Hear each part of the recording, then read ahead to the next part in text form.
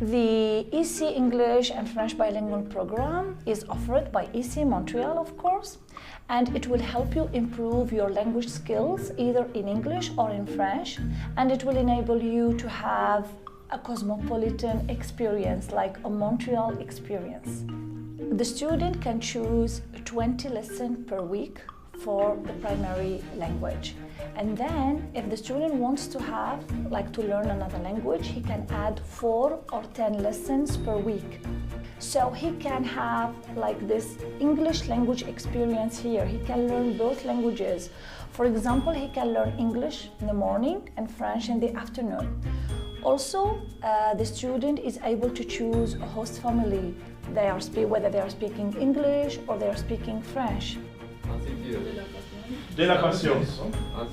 De la patience. In Montreal, you can have this bilingual experience. So you can do your shopping in English or French. You can order food in English or French.